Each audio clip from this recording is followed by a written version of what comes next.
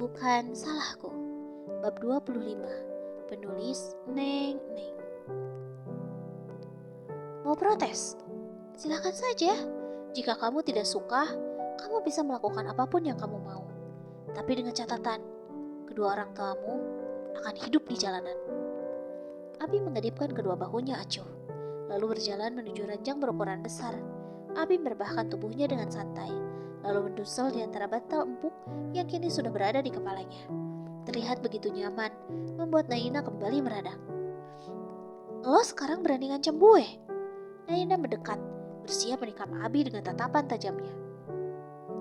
Abi terkekeh geli, menatap istrinya yang terlihat murka. Jika itu bisa membuatmu menuruti keinginanku. Cih, lo boleh aja ancam gue dengan orang tua gue. Tapi, kewajiban gue, selain daripada gue harus lahirin anak sialan ini, selebihnya gue ogah melakukan apapun yang lo suruh. Gue bukan babu lo. Naina melototkan matanya kesal. Anak sialan? Abi terbangun dengan mata tak kalah melotot tajam. Tidak, anak itu adalah anaknya.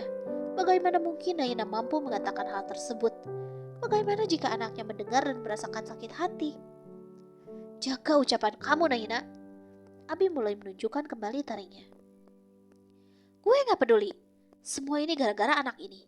Gara-gara dia hidup, gue jadi semakin menderita. Naina menjerit kesal, membuat Abi kembali terpancing emosinya. Derita apa yang sudah kamu alami, Naina?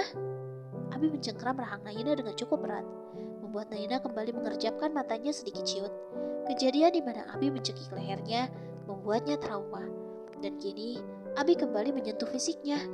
Naina sedikit takut. Kamu terlaluan, Naina. Dia anakku, dan jangan pernah sekalipun kamu memakinya, apalagi menyakitinya.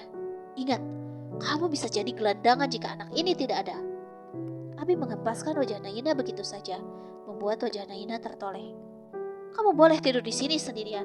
Setelah kupikir-pikir, aku enggan juga jika harus tidur denganmu.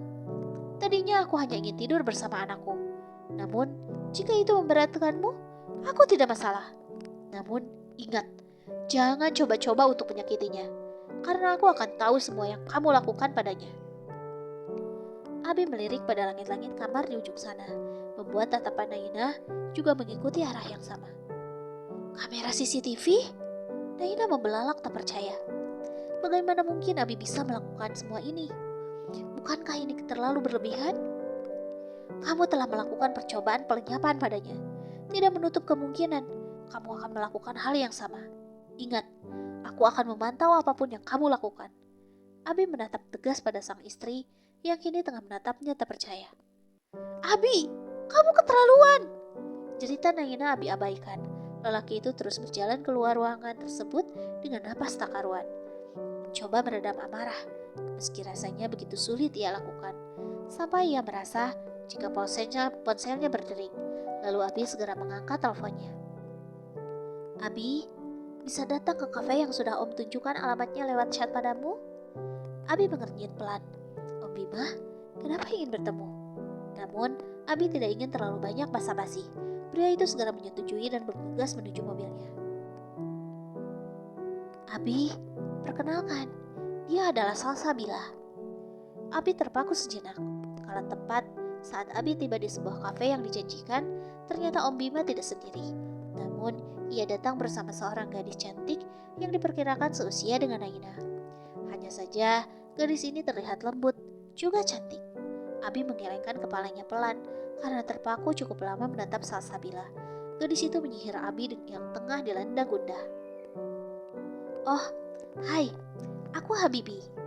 Abi mengulurkan tangannya seraya tersenyum lembut pada Salsabila. Gadis itu menerima uluran tangannya, lalu menunduk malu-malu. Aku Salsabila, panggil saja Bila, Mas Abi.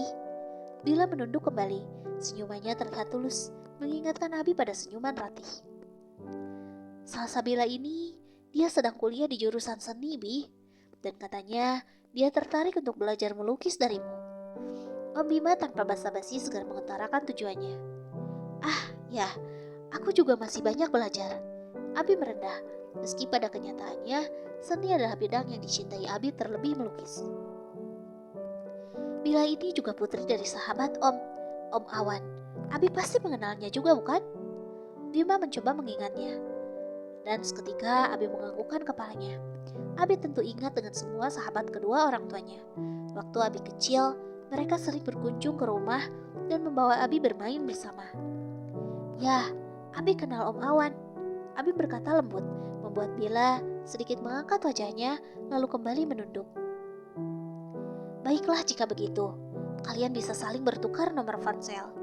Bima tersenyum setelah memberikan ide pada Abi dan Bila, membuat Bila sedikit gugup, sementara Abi terlihat biasa saja. Oh ya, Om dengar Naina hamil. Bima menatap wajah Abi yang berubah sendu. Pria itu seperti mampu menyelami mata Abi lewat tatapannya. Apa kamu sedang ada masalah? Bima bertanya khawatir. Ah, ya, Naina sedang hamil dan kami baik-baik saja, Om. Abi tersenyum kembali, melirik pada Bila yang telah memperhatikannya. Aku sudah memiliki istri dan dia tengah hamil anak kami. Jadi, jika nanti Bila menghubungiku dan aku sulit dihubungi, itu artinya aku sibuk dengan istriku. Abi mengulas senyum, menatap Bila yang terlihat canggung. Ya, tentu Mas Abi. Bila mengangguk kaku, sementara Abi tersenyum dan Bima terlihat menghela napas pelan. Baiklah, Om ada keperluan lain, jadi kalian Om tinggal, gak apa-apa. Bima bertanya tidak enak, namun Abi yang mengerti langsung menganggukkan kepalanya. Ya, Om Bima bisa pergi. Abi bisa antar Bila ke rumahnya. Sekalian, Abi juga ingin silaturahmi dengan Om Awan. Salsabila mengangkat kepalanya, merasa senang karena akan diantar pulang oleh pria tampan Abi. Ah, ya, tentu. Bima dengan wajah berbinar segera angkat kaki dari kafe tersebut, meninggalkan Abi dan Bila yang tengah terdiam. Mas Abi, tidak apa-apa mengantarku pulang? Bila bertanya dengan raut malu-malu. Tentu, mau pulang sekarang? Abi tersenyum, lalu akhirnya mereka beranjak meninggalkan kafe tersebut.